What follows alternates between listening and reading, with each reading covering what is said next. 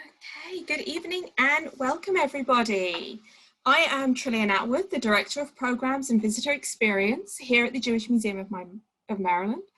It is my absolute pleasure to welcome you to tonight's presentation, How to be Jewish in Space, with Rabbi Dr. Eli Yoggev.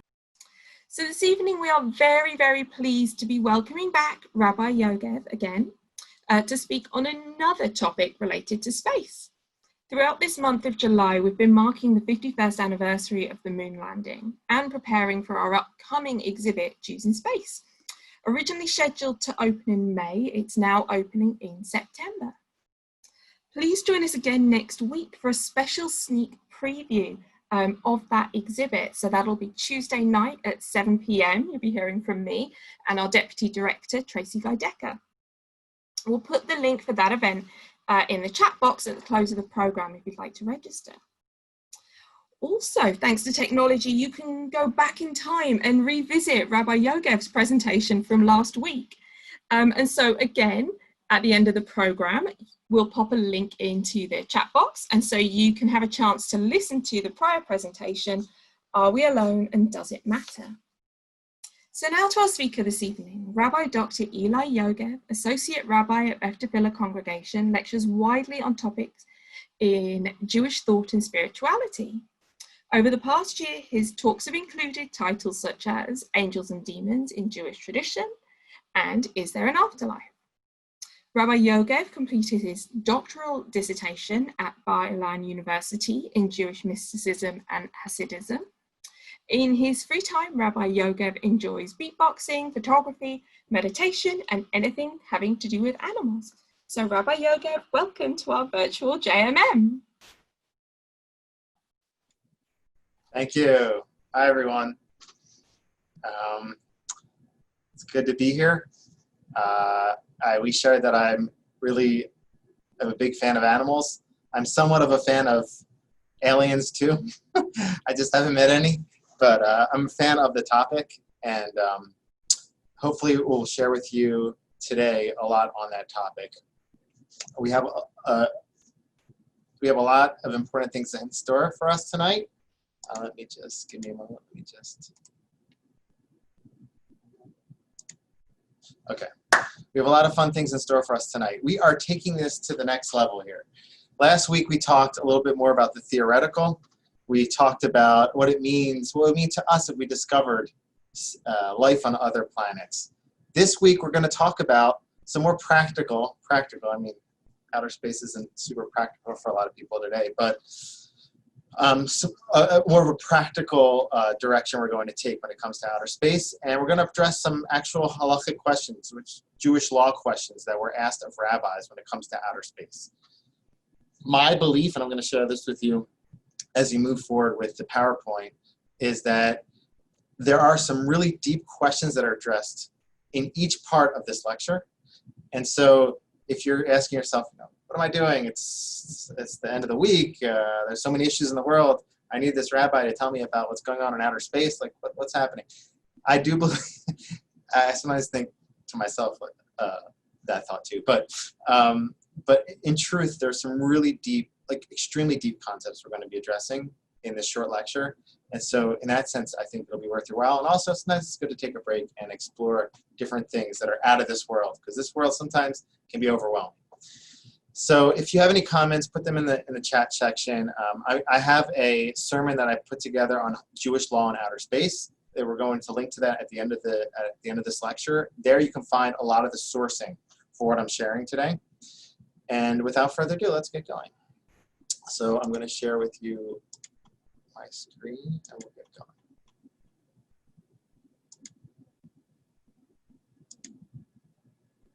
Okay, we're going to get out of this slide. Okay. So being Jewish in outer space. This is our lecture. And here are some of the questions we're going to be addressing. Again, this is going to be a fun summer evening event, but we're also going to address some serious questions. We're going to break up the lecture into 3 parts. Space food, because everyone loves to talk about food. So we're going to talk about Jewish food in outer space. And is space food actual food? So we're going to try to get to the definition of what food is in the eyes of Jewish law. These are like the underlying questions. The yellow parts here are the underlying deeper questions. And I think this is a powerful question here. Okay, now we're going to talk about the topic of alien conversion. Okay, so this also sounds like a crazy topic. Like, what is it? On a day-to-day basis, are aliens trying to convert?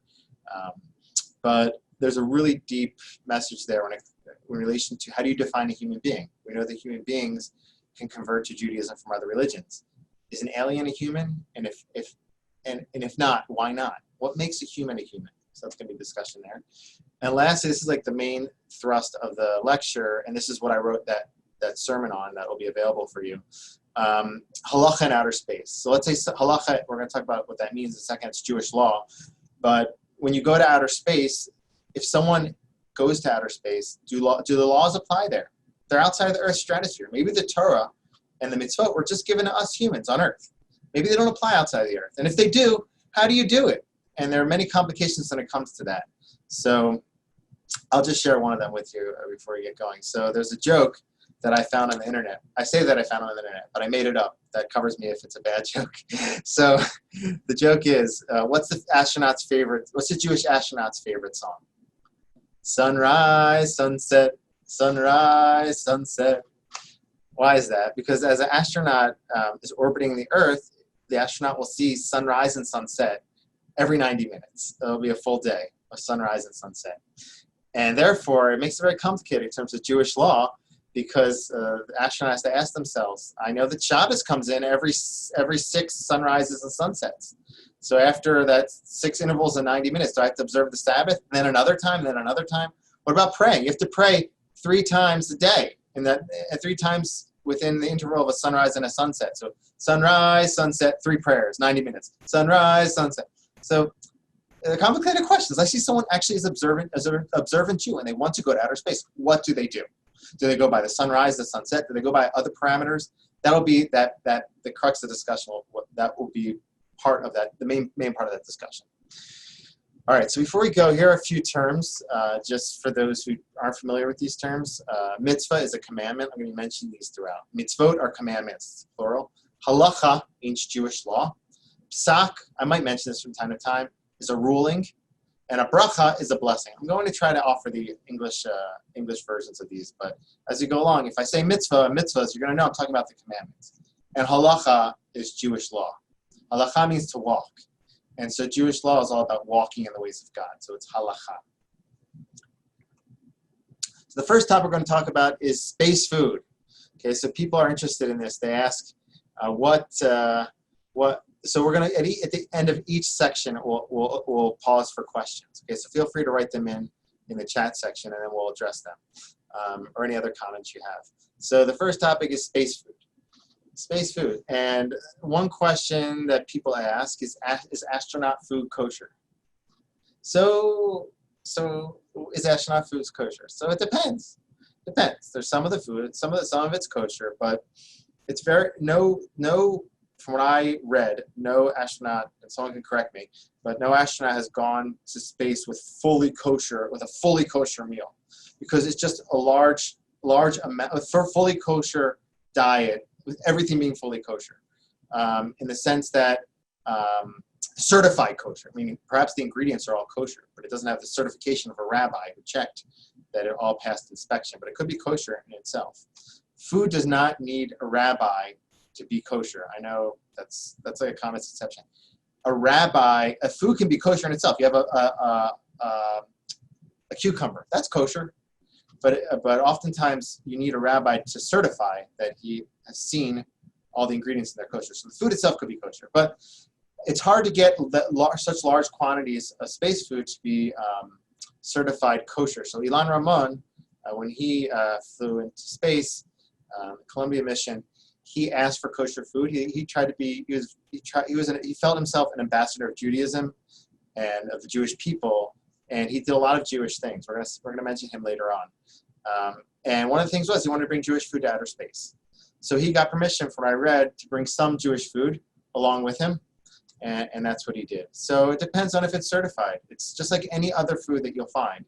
If it's certified kosher, it's for kosher. If the ingredients are kosher and it's cooked and it's prepared in a kosher place, it could be technically kosher, but we oftentimes go by the certification. So that's one question in terms of astronaut food. You have food on the right, in the picture on the right side here, you have packaged food, and food can be packaged in different ways. When it comes to making a blessing over these foods, it would depend on how they appear. If you have food that looks like it's normal, like it appears how it normally appears to us when it's not in the form of space food, it would have its normal blessing. But if it's mashed up or pureed, the blessing might change. It might be more of a generic blessing, which is called shehakol ni'ad bivaro, for those who know what the blessings are. I'm not going to go too deep into that. I'm just going to talk about one blessing going forward. But it all depends on how it looks, and that's the same thing for our laws on earth. When you're making a blessing over mashed potatoes, it might be a different blessing than the potato itself, because Jews, when they take a food, observant Jews, they will make a blessing over it. You make a blessing over it in relation to what the food is and how it appears. So if the food appears in its normal form, like a potato, you make the normal blessing over it. But if it's mashed potato, make a different blessing. And so that could be the same case for space food. Okay, so the question I want to address here, and this goes to how does Jewish law define food? It's an interesting discussion here. And those who feel like this is kind of like nerdy at this point, I feel like it's kind of nerdy too. And we're going to be out of the nerdiness pretty soon. But it feels a little nerdy in the sense that it's like kind of like a theoretical discussion. But it is a little bit interesting in the sense that we're defining what food is in Jewish law. But in a moment, we'll get to like a little bit more meaty things. But I wanted to address this because people asked about this. So the blessing you make over food that grows from the ground is Baruch Atah Hashem Elokeinu melech haolam boreh pri ha'adama. Blessed are you, Lord our God, who creates fruit from the ground. We must bless over foods before we eat them. So food that comes from the ground, the sages decreed that the blessing over it is, blessed are you, Lord our God, who creates food from the ground. So you see a few food items here, vegetables that come from the ground. So make a blessing, fruit that comes from the ground. Now the question is, let's say, stop sharing. Let's say you take, let's say we find an inhabitable planet and we're able to engineer a situation where we can plant our carrots on Mars or some other planet. Let's say we have that kind of situation. Now it doesn't grow in our Adamah, in our land, in our earth. It grows on Mars's earth, if we want to call that earth. It grows in the earth of Mars. So the question is, would you make the blessing? Let's say you're able to grow carrots. You're on Mars. You planted a carrot. You came back later on, and Elon Musk's travel package is it's a fully paid week on Mars. You head there. You're like, I want to taste these Martian carrots. You take a carrot. You pick it up. You're an observant Jew. You say, what blessing do I make? And that's the kind of the question that's at hand here. And it's a little bit deeper than that because it goes back to another topic in Jewish law, which is what blessings do you make on hydroponics? Okay, so each time I'm going to take you to a different field a little bit. But you have hydroponics here on the left. Hydroponics are food that doesn't grow in the ground. You have vegetables that can grow in water. And they grow. So what blessing do you make over them? Do you make, blessed are you, Lord our God, who created the fruit of the earth? It's not in the earth. It's in water. Or perhaps you make a blessing over the type of vegetable that usually grows in the earth. So that probably will be the answer to this question. When you're on Mars and you have this Martian here, or not, this astronaut who's watering vegetation on Mars, it will probably go back to that question. If you make, there's some opinions that say you don't make the original blessing over the vegetable when it grows in a hydroponic state, because it doesn't grow from the earth. So you make a general blessing over you. You want to make blessed are you God who creates fruit from the earth.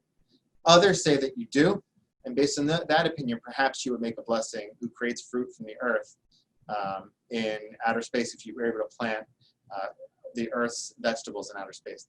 Another interesting question, and and then we're going to get out of nerd category. But another interesting question is, let's say we discover food on some planet. Okay, so you're flying through you're orbiting through the galaxies at some long time in the future, and you happen across a candy bar. You have some planet that grows candy bars. I'm exaggerating. Let's say you're able to find some sort of food in the Milky Way. I was actually nerdy too. But let's say you find some sort of food in outer space. You're able to eat it. What blessing do you make over that? Would that be, it's not an Earth's vegetable that's planted in outer space, but it's from outer space itself. So I was thinking about this. This is my last nerdy comment. So I was thinking about this. There's someone wrote Mars bars, creative.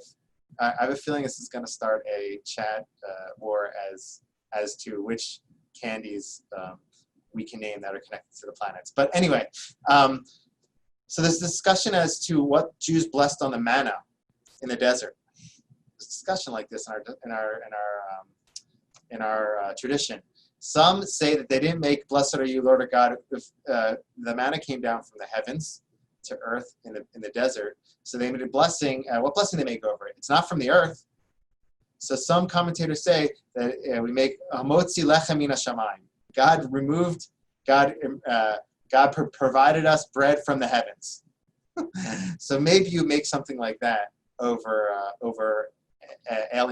space food. God, blessed are you, Lord our God, who created the fruit from the heavens. I don't know. Perhaps you make that. We'll deal with that when we get there. Maybe just make the regular blessing because it is from the ground. It is from the ground. I don't know. Maybe you would just make shakol, which is a general blessing, which covers everything, and it admits to God. It highlights how God provides everything we need. So those would maybe be the three options. One would be that you make some sort of other blessing, creates fruit from the heavens, which I doubt we'll be saying that. Or you make the normal blessing, or you make shakol, the general blessing, that everything is made in God's, everything is made through God's handiwork. But I think the main idea here is that we do bless on everything, and any discovery that we make in outer space, I think we would not deny the fact that it's God's creation. The question is, what we do with it and how we thank God for it. All right, that's the end of that discussion. Were there any questions there, Trillian, worth addressing? No, I think you got the one question that really was related to that section already. So I think we are good to keep going. Thank you. Okay, let's keep going. All right. Okay, now here's this question about alien conversion. So let's say there's all these depictions of aliens in movies are coming to take over the world. But let's say we have this really pious alien that comes to the world and it comes to the earth and says, you know what? I love your Torah. I love Judaism. I want to convert.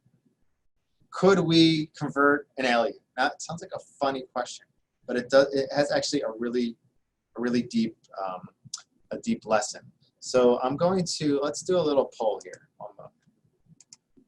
1 second. So what makes us human?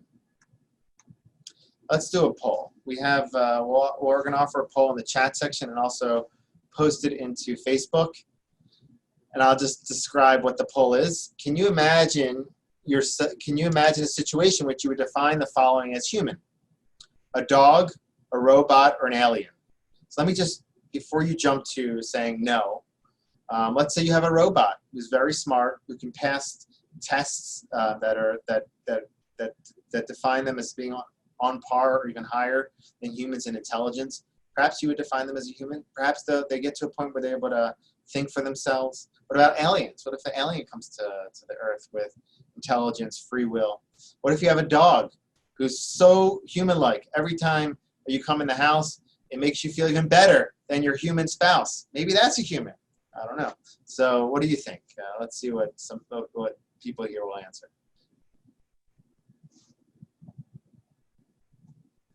By the way, shout out to Mitzi, who's in this picture here. That's my friend's dog, who we call a puppy, even though it's 9 years old. So it's a very human-like puppy, so I put it on here. All right, so Trillian, were there any, was there feedback on this? So we've got a few responses coming in from the polling. I'll give everyone just a couple more seconds. If there's anyone else that'd like to vote, please do so now. And we'll just give it one more second to see if we've got anything coming in from Facebook. No, nothing on Facebook right now. Okay. So, okay, I'm going to end our poll. All right, what are the results? So, can you imagine a situation in which you would define a dog as human? 75% said no, 25% you said yes. Can you imagine a situation in which you would define a robot as human? That's pushing a 50-50 split, but slightly more on the side of no. And can you imagine a situation in which you would define an alien as human? And that got 75% said yes to that one. So it looks like we're ready to embrace the alien community. Okay. That's kind of surprising. I thought it would be less. But let's see where that is going to take us. So you're not alone. Here are some, I was thinking about this. Which of the following makes us human? So think about it. Like if you're defining, this is important in terms of our definitions of who we are. What makes us unique? What makes us human? Is it the fact that we have a unique soul? Is the fact that humans have intellect and animals don't have the same intellect? Is the fact that we have speech, free will? Is it our biology? Is the fact that we were born from other humans? Is it how we look? Or is it just the sum of all these parts? Or is it perhaps not due to anything? It's just we define ourselves as humans. Perhaps if we define ourselves as aliens or aliens define themselves as humans, that would count. And maybe there's some other definitions. So if you think about aliens, aliens might fit a lot of these categories, and then you might be in that definition of asking, could that? In my head, if a dog wanted to convert, I wouldn't convert the dog. Sorry, Mitzi, or any other dog. But if an alien wanted to convert to Judaism, first we have to see if it's defined as a human. If it is, then perhaps it could convert to Judaism. Let's say it looked like a human. I have here a picture of an alien that looks like a human on the bottom right corner. Let's say it looks like a human. Let's say it speaks like a human. Let's say it has intellect, free will. The only thing is that it wasn't born from a human. Okay, but let's say it has a soul. You feel like it has a human soul? It feels like it has a human soul. It defines itself as a human. So that would be the question. Is there something? This is the main question. Is there something unique to us as humans that were born from human beings that makes us human? What is it? What is that component? So classically, in this top right corner, we have here a source that's often brought throughout my seminary days, which talks about what makes humans unique in relation to animals. It's brought from Genesis 2, verse 7. It says that God created humans and breathed and blew into their nostrils a breath or soul of life. And Onkelos, who's one of our famous commentators, says, what is that soul, that unique soul of a human being? That they can speak. So let's say you have a robot experience. Let's say you have an alien that can speak. Maybe they would be in the definition of human. So that's kind of like the general discussion when it comes to this. And I'll just show you a few texts that deal with this, and then we'll move on to the main crux of our discussion here. But this is also like an interesting piece here. So there's discussion as to there's a lot of cases of golems in Jewish tradition, and this is a course within itself. Maybe one day the museum will have some sort of exhibition on this, and I'd be happy to join and speak on that too. But just so anybody asks, I never created a golem. Somebody asked me that once, among all the other interesting questions I get asked. So there's a text, and this discussion of a golem goes back to how do you define a human? And so I just want to touch on this briefly and then move on. So there's a case in the Talmud of Rava, and I would just read the yellow part. Rava says Rava, as a Talmudic sage, created a golem. He did it through incantations, divine incantations. And Rava sent this creation before Rabbi Zera. Rabbi Zera would speak to him, but the golem would not reply. So at that point, Rabbi Zera said, you were created by one of the members of the group. Return to your dust. Rava killed the golem. So some commentators see from this. First off, it's interesting that you could create this golem. And there are accounts of this in Jewish lore. How accurate or true it is, that's a topic for another discussion. But this idea that Rabbi Zera would create a golem, which is a being that moves around, that can function like a human being. The only thing that's different is that it can't speak. A golem traditionally can't speak. So some commentators, and this is Chacham Tzvi, says golems are not humans because Chacham Tzvi said golems are not humans, not because of the speech, but because this golem, Rabbi Zera killed Rava killed the golem because the golem was not born from a woman. And if it's not born from a woman, you can kill it. So here we get the definition from the Chacham Tzvi of what a human is. A human is, or at least in terms of the laws of murder, someone that was created and born from another human. So there's a verse that says, "Shofech dam hadam ba'adam." Whoever spilled the blood of a person within a person. So we see here that a person was born from within a person, they're defined as a person. That's his definition. Now, it's a really interesting source that I came across, and I'm happy I came across it, which is it's Rav Gershon Henoch Leiner, who happened to be one of the rabbis I focused on in my dissertation. He talks about he says no, it's not true. He says, listen, the Chacham Tzvi, listen, I have a problem with your interpretation, and I'll just read this out to you. I'll present this to you, and we'll go to the next topic. But he says, listen, I have a problem with your interpretation. There was one human once upon a time who was not created from another human. Who was that? Adam. Adam Arishon, the first human. So would you say we'd be able to kill Adam? He says, that can't work. So he says the reason why Rava killed the golem was because Rava knew that wasn't gold. That was not a high level golem. A golem that can't speak is not a human. But he says something really amazing here. And this goes back to the definition of who is a human. It's really amazing. He goes, however, in truth, this is in the bottom of the text here. In truth, the bottom paragraph. In truth, if the truly righteous one without sin wishes and creates a world, a golem, the laws of humans would be attributed to it in all senses. In terms of laws of impurity, one could even have them join as a tenth for a minion. It would be considered as if God created himself. He's basically saying, and he goes to the paragraph before that, he says, the golem lacked the faculty of speech. And that's why it wasn't a human.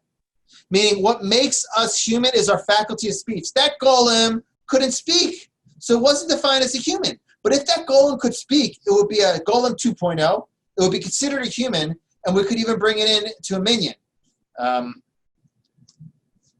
What side of the, I guess, what side of the mechitza, that's a whole different question, whatever. But what's powerful about that discussion is just how do you define what makes us unique as humans? Is it that we were born from a woman?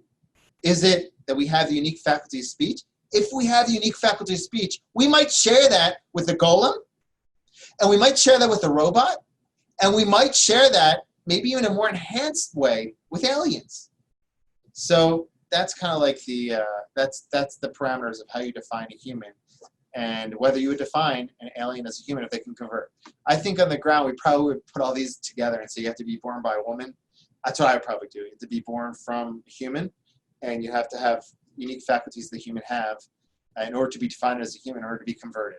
So I'm sorry to all the extraterrestrial friends for watching this. I don't know if I'd be able to convert you right now. Okay. We're done that topic. Are there any comments? Trillian? So I think from what I'm seeing on the questions, I think you've probably covered a lot of them. The one thing that is popping up in both the Q&A and the chat, and it is taking us slightly off subject, but I think being as it's come up a couple times, I should put it to you.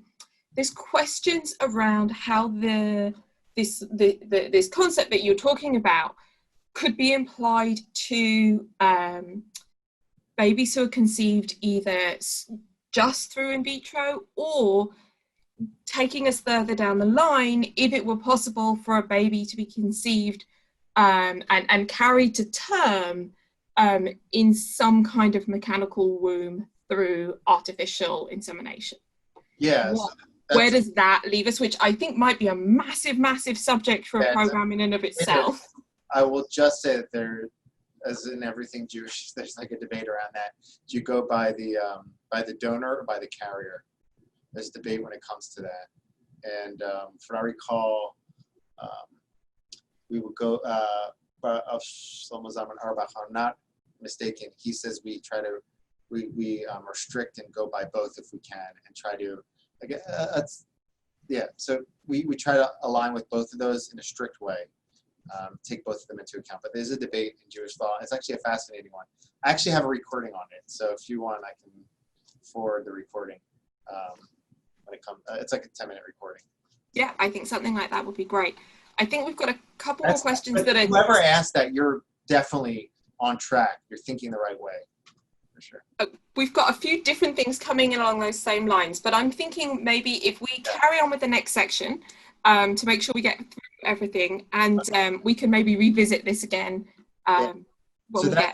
That's whoever's thinking that way, you're thinking the right way. So, Yishar Koach, as they say. Great job. All right, so let's move on to this last part. And I'm happy to, if you want to get in touch with me too, I'm happy to talk with you about that or send you material on that topic. I'll put my email at the end of this presentation into the chat section. All right. So here we are. We are at the pinnacle of our lecture. I love this part of this lecture because it's just really interesting, and it has a lot of components here. So halacha in outer space. Is there not, the first, this is going to be comprised of two parts. Is there an obligation to perform mitzvot, commandments, outside of the Earth's stratosphere? And the second topic will be, if so, how do we do it? So this actually is a question. When it comes to, this question became practical a bit ago around the time when we first landed on the moon.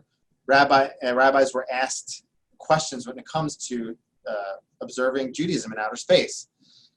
So Rabbi Ben Sion Führer, I put this in red just because he has a negative opinion on this in terms of the application of the commandments in outer space. He basically says, he basically says you can't, the commandments don't apply in outer space. So let's say you're an observant Jew, and once upon a time you weren't observant, you used to eat cheeseburgers, okay? You're fully observant in all the ways. Cheeseburgers are on kosher. You used to eat them and you miss them. So you become an astronaut and you're flying in outer space. The second you leave the Earth's stratosphere, the mitzvot, the commandments are no longer applicable. Perhaps you could eat cheeseburgers in outer space. But he has a reason for saying this. And there's a really deep point of debate here that I think is at play. So I want to share that with you. And it goes to the purpose of the commandments. So Ben Sion Führer says that he brings a verse, a fascinating verse, which you can see on the bottom left side of the screen. It says, these are the statutes and judgments. You have to read it like this. It's like a yeshiva way of reading things. These are the statutes and judgments you shall take care to do all the days that you live upon the earth. Okay? It says all the commandments, the judgments and statutes, all the commandments that we do, we have to do them all the days you live upon the earth. He says from here we see that if it were not on the earth, they might not be applicable. He says they're not applicable. He brings an example. He says you're not allowed to build if you have a temple in Jerusalem, you're not allowed to build another altar outside the temple. It's considered a forbidden altar. So based on that, he says it's clear here that if you build a temple in outer space, that would be a forbidden altar. He says also with regards to Shabbat. Shabbat was defined based on the 7 days of creation on earth. Who knows? All the definitions outside of earth are different. Mars's days are longer. It was based on a 24-hour cycle. All the laws of Torah were commanded when it comes to in relation to our experience on earth. If we leave earth, they're not applicable. And so based on that, he says if the question doesn't even start. Ilan Ramon, you asked me if I should, a blessed memory, you asked me, before you took off, you asked me if I should observe the commandments in outer space. No. Why? Because they're not applicable there. It's only upon the earth. Now, there was pushback to this, and I'm going to share that with you in a moment. But one aspect of one question that one could ask, is when we landed in outer space, we're really off the Earth, meaning we're still dependent on equipment from the Earth to keep us alive in outer space. So maybe we're not completely off the Earth. And that's what I believe Rav Goren said in his, Rabbi Goren was chief rabbi of Israel at one point. I think that's the point that he made, if I'm not mistaken. Now, there was some pushback to this. Rabbi Menachem Kasher was a huge rabbi, and he wrote this great work in Torah Shlema. His encyclopedic knowledge was incredible. So he immediately was like, "What are you talking about, Rabbi Fur?" He didn't say it like that, but he said, "Of course the commandments apply in outer space. Why would they not apply?" And he uses this definition, which I think is important for where I want to take us in terms of the crux of their debate, which I think is deeper than what meets the eye. He says, and this is his text here, he says, the obligation to perform commandments rests upon each individual. It's a chiyuv gavra. Those who know that term know it, but basically the idea is that the commandments aren't related to the earth. They're related to the individual. They're not objectively connected to the earth, they're subjectively connected to the individual. They're connected to the human. Every Jew must keep the Torah wherever they live. Up on the moon, or in the water underground, or at the North Pole, the South Pole, where a large part of the year remains light or dark, or in an airplane. There's no place where a Jew could become a Zal for the Torah's mitzvot. I think a lot of people inherently feel this. I don't know, maybe you can offer in the chat section what you feel, but this approach resonates a little bit more with me, just for the reason I brought before. You're going to go up to outer space, all of a sudden you lose all your Yiddishkeit. You don't have to be a Jew anymore. It just doesn't resonate. All the discussions that how Judaism is here to help uplift and strengthen the individual and spiritualize their life don't make sense based on the first approach of Rav Ben-Zion Fir. And so that's how I like to explain this debate, conceptualizing the debate. Perhaps, and I'm not saying this is for sure what Rav Ben-Zion Fir was saying, or I do think this is what Rabbi Menachem Kasher was saying. Perhaps this debate as to what is the purpose of the mitzvah. And this goes to a great general question. Is the purpose of the mitzvah, the commandments, to rectify the world? That's the picture on the left here. Is it all about tikkun olam? Is it about elevating this world? Is that the purpose of it? This world is incomplete. It needs repair. Especially, we all know this, our days, there's so much going on all around us that needs to be corrected. Torah was given for us to heal the world, fix it, and repair it, and make it better. Perhaps that's the purpose of the mitzvah. So when you go to outer space, it wouldn't be relevant because the purpose of the mitzvah were given for us to create and to heal the world. Perhaps there'll be some other Torah or some other direction that will be relevant for creating or doing tikkun yareach or tikkun ma'adim, not tikkun olam, fixing the moon or fixing Mars. But the Torah was given to fix this world. That's the function, the purpose of the mitzvah, to fix this world. Rabbi Menachem Kasher says, not so quickly. That's the picture on the right side. It's not necessarily about the world. It's about the human who's living in the world. The world was given to us to help us elevate ourselves. The purpose of the mitzvot, the commandments, is to fix us as humans. So no matter where you are, on earth, in outer space, you still have to be a Yid. You still have to be a Jew. Because the Torah's commandments, their purpose is to elevate the individual. Now, if you ask me who's correct, I think they're both true, obviously. I think the purpose of Judaism is to elevate the individual. But if the individual only focuses on themselves and elevating themselves, they've missed everything. Because we are here to help elevate the world, fix the world, and make it a better place for Jews, non-Jews, animals, and whoever needs our help. So I think really these two functions are really important and elemental in Judaism. And so they're both worth highlighting. But these are really two tracks, and with this I'll conclude this discussion, but two tracks, when you go through, you scan Jewish texts throughout all the generations, you have two tracks really. You have one that says this world is like a lobby to the next world, the world to come, which is the banquet hall. So prepare yourself in this world, elevate yourself as an individual so you can get to the next world, to prepare yourself and become more spiritual. That's the approach, and you see that all over Jewish texts, even in Chapters of the Fathers, it's a basic Jewish text. It talks about elevating ourselves as individuals. That's the second approach. But if you go through Jewish texts, you'll find a lot of time that they also talk about the function, not about the individual, preparing yourself for the next world. the focus is this world. And a lot of denominations, oftentimes to the left of Orthodoxy, focus on that a lot. Rightfully so. It's such an important concept of elevating, fixing this world. And really, all throughout Jewish text, you'll find those two streams of thought. So I thought it was interesting to see them highlighted perhaps highlighted in this debate between those two huge rabbis. So we're going to continue on with the approach that says they are relevant in outer space. They might not be from the Torah, maybe rabbinically, but they are applicable in outer space. And then we're going to ask how to do it, how to perform them in outer space. So I'll just pause here if there's anything, Trillium, people are asking at this point. I think on the Q&A, I don't think there's anything coming so far. Questions that relate to that section. So I think you are good to keep going. Thank you. All right. So here's the last piece, and this is actually a really fascinating discussion here. And I'm going to show you a little video here. So let me just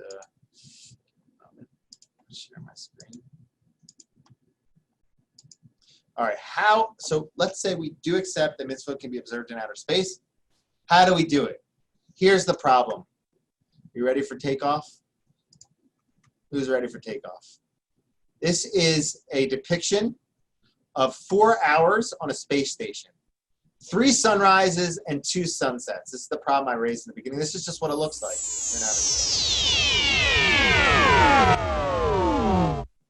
I'm going to turn on the volume just to improve the video quality. But you're on this is sped up, obviously. But this is what it looks like if you're in space. You have a sunrise, and this is all in 90 minutes, a sunrise and a sunset. You're orbiting Earth because that's the nature of flight in outer space. You're orbiting, and you're going to come across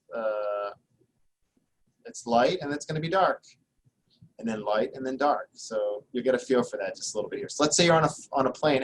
You're on a space shuttle, and every 90 minutes you go through this. You could go crazy. You have to put on tefillin if you're a man according to strict Jewish law. You have to put on tefillin every time it becomes light outside. So every interval of 90 minutes you have to put on tefillin once. You're going to go crazy putting on tefillin in the phylacteries all the time. You have to pray multiple times, 3 times every 90 minutes. You're going to be like a praying machine. So obviously, this is a real question. Ilan Ramon went to the moon. He took off. Sorry, he didn't go to the moon. He took off in outer space, and he wanted to know, what do I do? I know that we observe law based on sunrise and sunset, but what do I do practically? He asked rabbis, and he received answers. So I'm going to provide some of those answers to you. The rabbis were perplexed because they said, this is not a normal case. So they had to seek precedent within Jewish law for dealing with this. And so they went to a case that is a unique case in Jewish law with unique situation when it comes to sunrise and sunset. That's areas in the polar regions that see light. There could be an area that could see light it'd be light outside for 50 days in a row. Be light outside for 50 days in a row. So how do they observe the commandments? They must have laws. There's Jews there or near there. What do they do? And the rabbi of Halperin, who we're going to present his halachic rule, his halachic ruling, Jewish law ruling on this. He went to that place to try to figure out how to answer Ilan Ramon's question when it comes to going outer space. He went to the halachic precedent of Jewish observance in the polar regions in order to answer it. So I just want to share with you what that looks like. So here's just him, Rav Levi Yitzhak Halperin, articulating the problem. You want at least 2 Shabbos every 24-hour period, each 1.5 an hour long. So you got the problem. So here's the situation. There's certain areas like Sweden, for instance. Northern Sweden, it'll be light there for 50 days in a row. And it'll be dark there for extended periods of time without sunrise and sunset. So how they observe Torah in those places without a sunrise and a sunset. Here's a depiction of how this all works, but I literally have a short amount of time, so I'm not going to give you a science lesson, but trust me that this is the case, and if you don't know, ask somebody or look it up. So Rav Moshe Sternbruch basically says, listen, it's a problem. He says it's a problem. He says, and he basically says like this, and we don't have to read it inside. He basically says, it's not day there. It's not night there. So you know what? You shouldn't go there. That's his solution to that. And he's one of our huge authorities, and there's definitely some validity to that argument where he's basically saying it's a place where there's a lot of doubts when it comes to Jewish law. So try to stay away from there if you can. However, Ilan Ramon wasn't asking if you should go to space. He's going to space. So now what do you do? What does he do? So we're going back to this case of the Arctic regions where there's extended periods of sunrise and sunset. And we don't have the normal case. So what do we do? And from there, we're going to extrapolate to our case. So I have another approach, which I saw this in an article by Rabbi Blech, but it's not, no one actually upholds this approach, but it's just an interesting approach. He says, perhaps you would just go, I could just explain this to you outside of it. I'll read it to you, actually. It says, there's another way of viewing the passing of days at the poles. That's simple and obvious in conception, but entirely strange in application. There is strong reason to assume that the halachic days are demarcated by sunrise and sunset. There is no obvious reason for assuming that a day must be approximately 24 hours in duration. If so, it might readily argue that a day should be always defined as the period that elapses between one sunset and the next sunset, regardless of how many hours have elapsed between those two phenomena. I'll explain what that means. Let's say you get into outer space. You leave, Ilan Ramon takes off on a Tuesday, enters into outer space. Where he goes, one enters into the pole, one enters into northern Sweden on a Tuesday, and it's light outside. And it doesn't get dark. Perhaps that Tuesday would extend for 50 days straight. So perhaps the day in outer space would extend. Perhaps the day in outer space would be based on every sunrise and sunset.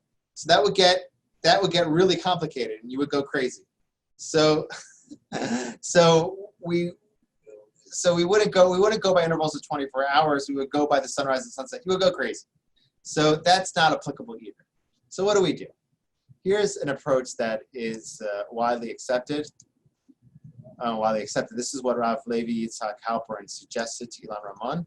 And this is based, and there's a few different articulations of this. But this is based on the Tiferet Israel. Tiferet Israel. And he basically says, I'll just read the first paragraph to you. And the second paragraph kind of brings in some difficulties that people raise with his explanation. But he basically says, we go by the location from which you departed. So let's say somebody left an area that had a normal sunrise and sunset, and they went into the Arctic region. So he basically says this, I'll just read this to you. Without citing evidence or precedent for his view, the Tiferet Yisrael opines that the travel would adopt the clock of the place from which he departed and determine the beginning and end of each day and the various divisions thereof. So he basically says that I would go by the place from which he departed. So let's say you went into the Arctic region where you're going to northern Sweden where it's light it's about to be light for 50 days in a row. You left from a place that had a normal sunrise and sunset. You base your days and you count them based on that. You go based on the sunrise and sunset of the most local place from which you left, the place from which you departed, that had a normal sunrise and sunset. You just base your count on that. So if you left on a Tuesday there, 24 hours later it'll be Wednesday, even though it was light outside. And the 24 hours later it'll be Thursday, even though it's completely light outside. We just go by 24-hour intervals based on the place in which you departed. And that's what Rav Levi Yitzhak Halperin answered to Ilan Ramon.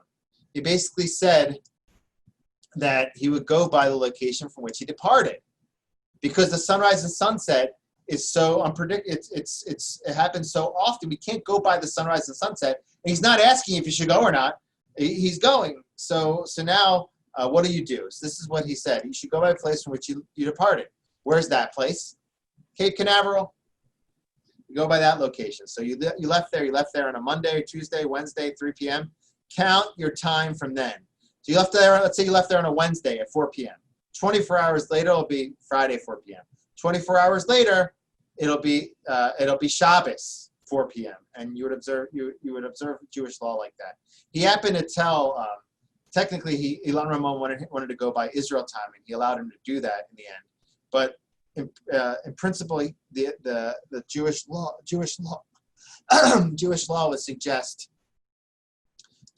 would suggest going by the place from which you departed. So to sum everything up, we have a lot of interesting questions that come up when it comes to going to outer space. First is, how do you define food?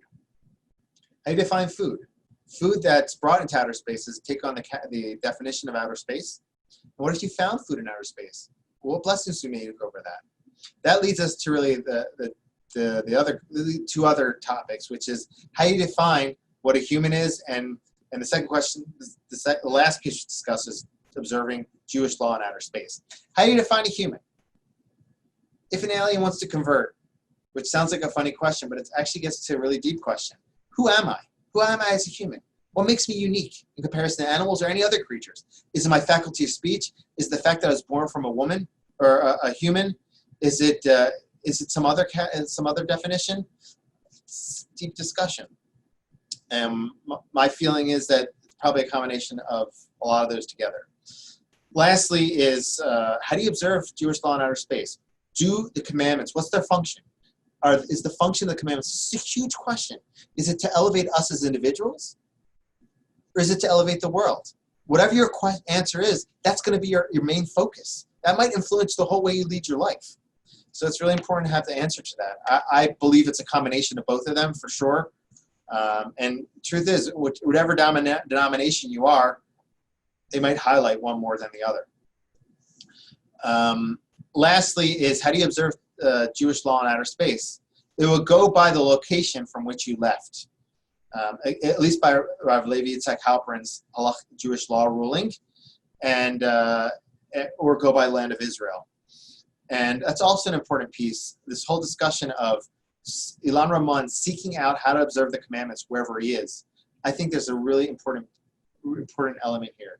He was leaving the Earth's stratosphere. He's going to an unknown place, but he wanted to hold on to the commandments, the Word of God, and the Mitzvot. He wanted to hold on to them. And I think that's something a very powerful message we can take for us today. There's so much chaos going on all around us on multiple fronts. One thing that Jewish people have and that the whole world has is the Word of God. And there are ways for non-Jews to observe certain commandments and attach themselves to the Torah. We have the Word of God, we have the Torah, and just like Ilan Ramon wanted to hold on to as much as he could no matter where he went, I think that if we do that, we also will feel the strength of connection to God no matter where we are, and we'll always stay plugged in and connected to God. I think that's like the message of this whole seeking of observing Torah in outer space. Thank you, everyone. Oh, that was fantastic. Thank you so much. Okay, so we have quite a lot of questions. As a reminder, if anyone in the audience currently has a question, please pop that into the Q&A for me. I'm trying to keep an eye on the chat as well, but I'll go first to the Q&As. If you are joining us from Facebook, please pop your question into the comment section, and Laura, our colleague, will make sure they make it over to us here. So I think given where we landed... I like that, where we landed. Right. I think there's one quick question that I think it's worth answering straight away. In outer space, do you still face Israel to pray? And how? Yeah. Because you're moving at a speed, right? So how does that work? Yeah, I mean, in Jewish law, it says even in like the earlier texts, if you can't figure out, if you don't know where Jerusalem is, you face your heart to the temple. So you kind of like you have your intention towards Jerusalem, towards the temple. So that's what you would do. The whole purpose of pointing your body is so that you can point your soul and your intention towards Jerusalem. So if you don't have the ability to focus and point your body towards Jerusalem, it will get kind of complicated because you're constantly like, probably turning around or whatever. But basically, you put your heart and soul and you focus on Jerusalem. Thank you. Okay, next question that kind of intrigued me as well.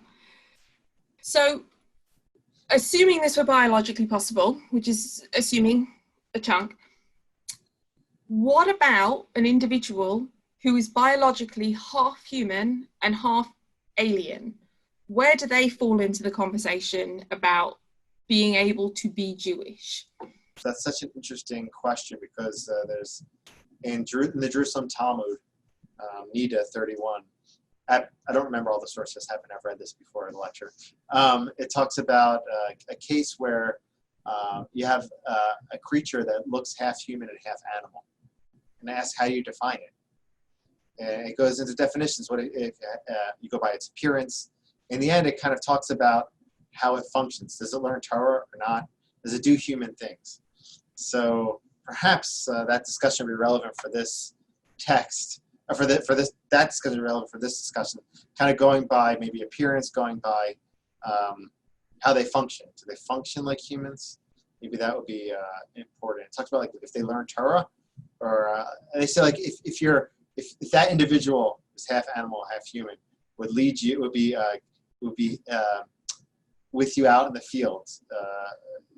Would you wouldn't slaughter it because it has human qualities. So and it talks about like in terms of their occupation. So maybe that would be a way to go about dealing with that. That's an interesting take on it. Yeah. Maybe eventually we'll find out. So I think one of the things that seems to have really intrigued a lot of people was when you were speaking earlier about to be a human, you need to communicate through speech. And a lot of people were really wanted to dig into if that is not the way in which as a human you communicate, but you are of course still a human. What happens there? Somebody who can't speak. Yeah, so Helen Keller was used as an example. So someone who can still totally communicate, but not in speech in the same way that you and I are talking right now. Yeah, so it's either like speech in actuality or potential. So as a human, in their definition of themselves as a human, they have that capacity to speak. They might not themselves be able to do so, but usually it's understood that inherently they have that capacity. It can be like a circular thing because like you could say that an alien or a robot or something has capacity to speak, but they're not speaking. Maybe that golem had capacity to speak. I mean, one of the sages, one of the sources we talked about said there's different types of golems. Some can speak, some can't. So maybe a golem in potential can speak. So why would Rava have killed the golem? I don't know, but like usually that's how it is. Like in humans in potential can speak, and that's what sets them apart. But again, human speech. Maybe this answers a little bit more. Also, human speech is a combination of a few aspects. There's certain intellect that goes into the communication and speech, and humans also stand out in that sense. So it's not one faculty exclusively. It's speech that is articulated through intellect and also through volition, free will. It's oftentimes a combination of those pieces. So Helen Keller or anybody else who's communicating in a volitional and intelligent way, they're definitely bringing out their humanness based on that. And again, I would add on perhaps they have the potential to speak as humans. Right. Okay, let's see what else we have here. Okay, somebody's asked, how do you observe the new moon if you're on the moon? That is a great question.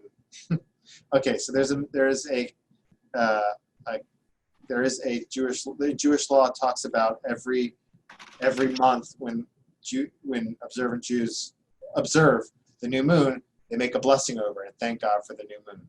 So how do you do so when you're on the moon? Is there a law? Is that law applicable when you're on the moon? So in those prayers, we talk about Another question that was asked is, in those, when we're saying those prayers, there's a verse that says, just like I'm dancing in front of you, the moon, and I can't touch you, so too, none of my foes will be able to touch me. So if you're on the moon, it would be false to say that statement, because you are on the moon, you're touching the moon. So maybe you'll omit that statement, but a deeper piece to that is that maybe you're not completely on the moon.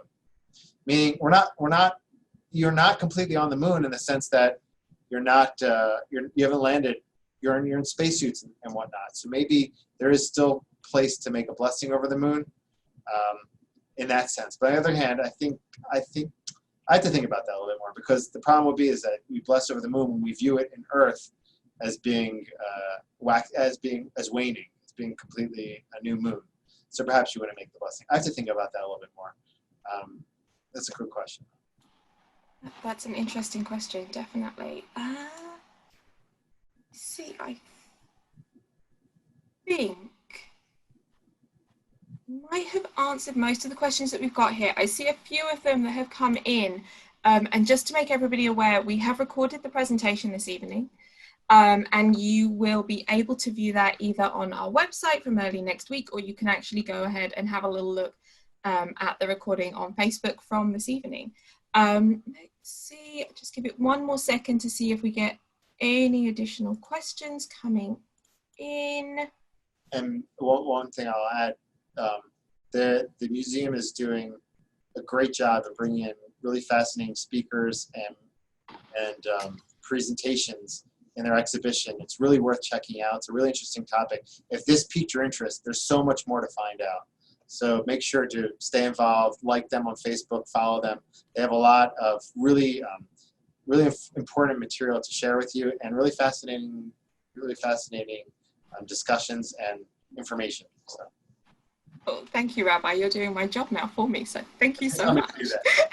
No, it's brilliant. So it doesn't look like we've got any other questions come in. Just following up to what the Rabbi said there, I popped in the chat box for everybody the registration link for our program next week, which really is a sneak peek into the exhibit. That's Tuesday at 7 p.m. There is also a link to the Rabbi's presentation from last week, so you can see the full recording there.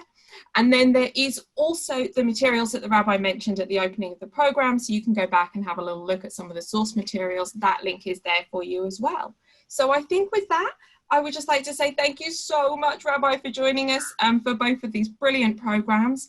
Thank you, everyone in the audience, for joining us this evening, and hopefully we will get a chance to see you at the exhibit when we open up in September. So thank you, everyone. Have a great evening. Thank you. Bye. Bye.